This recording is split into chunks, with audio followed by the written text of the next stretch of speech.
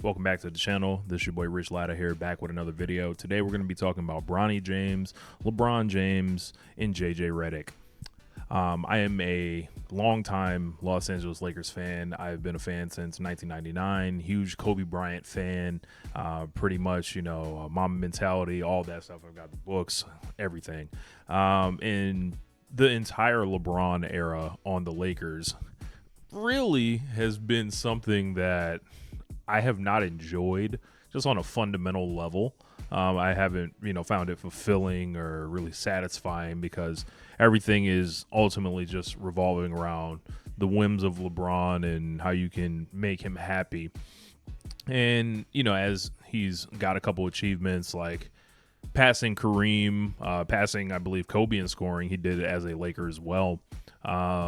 It was like, all right, that's cool, but those don't feel like Laker accomplishments just as a function of him coming to the Lakers so late in his career. Looking forward to this season, we'll try to keep it kind of current rather than litigating the last 7 years almost, because we will be here all day.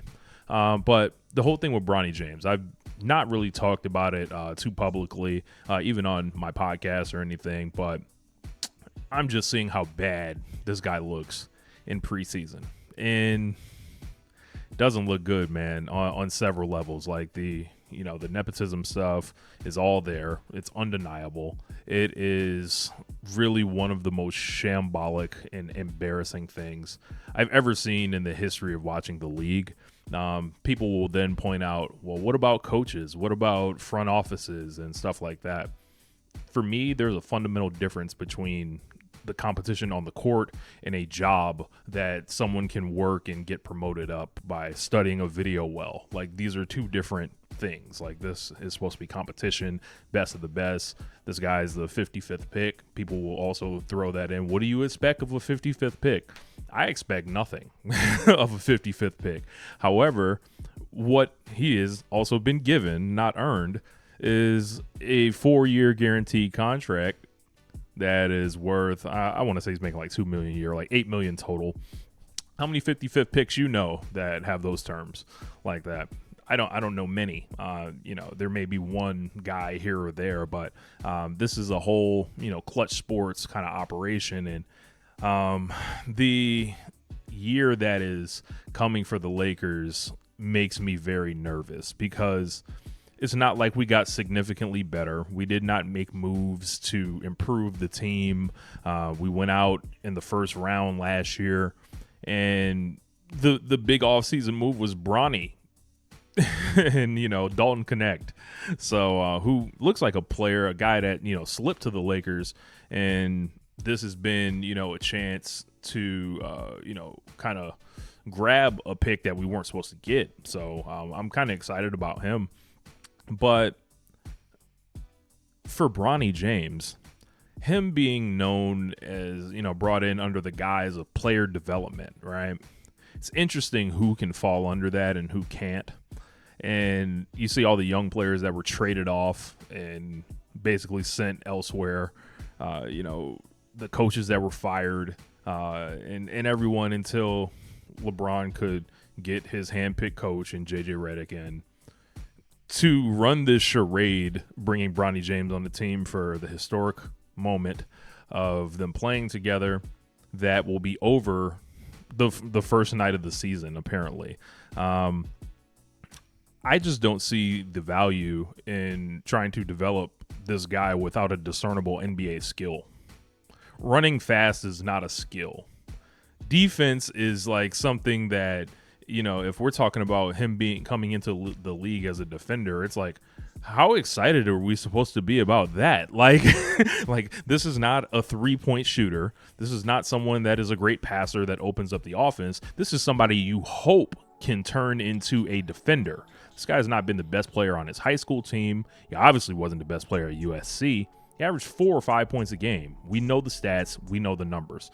And I just see this thing as just as a longtime Laker fan, this is not something I want to invest in. I almost just can't wait until Clutch Sports, as a staff, record label, and a crew, give me back my team. essentially. And people are, oh, what do you want? They weren't making the playoffs before he got there. I was fine with that. I was fine with the young guys building something up, you know, getting their heads knocked in, going through trials and tribulations, you know, the old way, the way it was done, rather than, you know, the Clutch Sports team inside of a team that the Lakers have become. And JJ Redick, I want to talk about him. Now, I you know, am a Blue Devils fan as well, and you know, JJ Redick was one of my favorite all-time Blue Devils. Love, you know, the way he shot the ball, the way he competed and everything.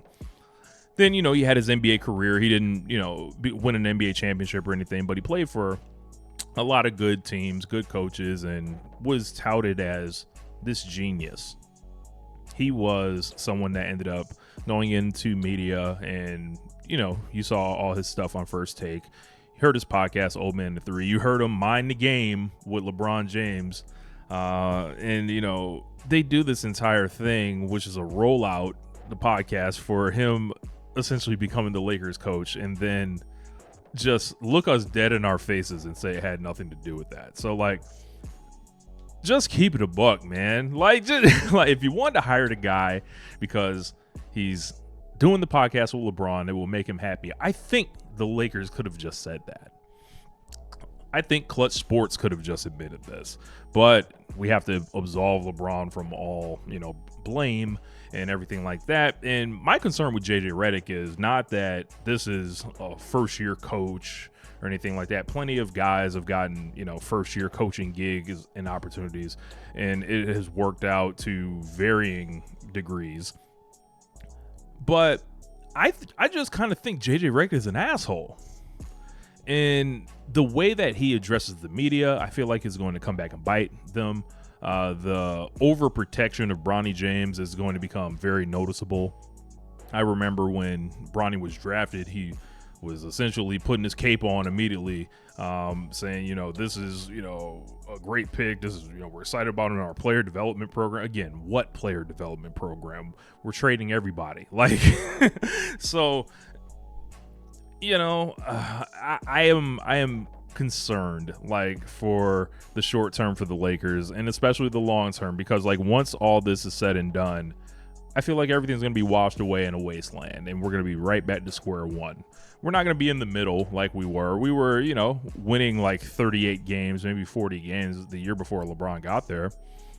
And those guys, whether they were going to be able to stick together and be stars or not, I'm not really here to debate that. But it was a young team that a lot of Laker fans were into. And I know a lot of people have seen, you know, the LeBron era since then, with the bubble championship and the many first round exits and not making the playoffs and the Western Conference sweeps, the ownage by the Denver Nuggets. It's not enough, like quite frankly. And it's like, how much help can you get LeBron? It's like, well, how much, like, can we really expect? The guy's old as hell. Like, you're not entitled just to, you know, have the best team put around you at all times. Like, if the front office can't make a move for you, you know, if sometimes you got to kind of suck it up and play with what you got. But this has never been the LeBron James way, which is the reason why I've never really rocked with him like that.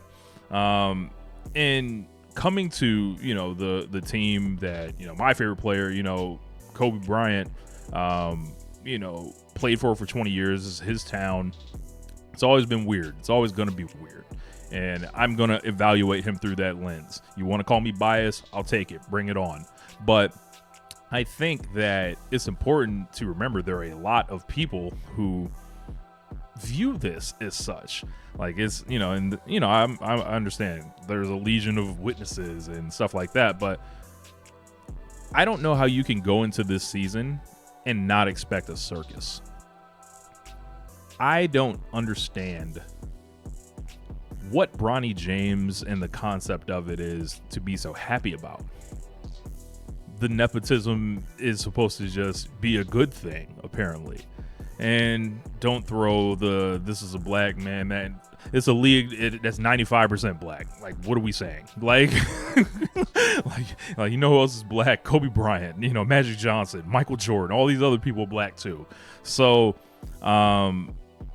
you know, a lot of people see themselves in LeBron James for some reason, which he's a billionaire basketball player and you are not. So you may share fatherhood with him, but it doesn't change the fact that somebody else's opportunity was taken from them. And that's a big question. Like, whose opportunity did Bronny James take? Unfortunately, we'll never know.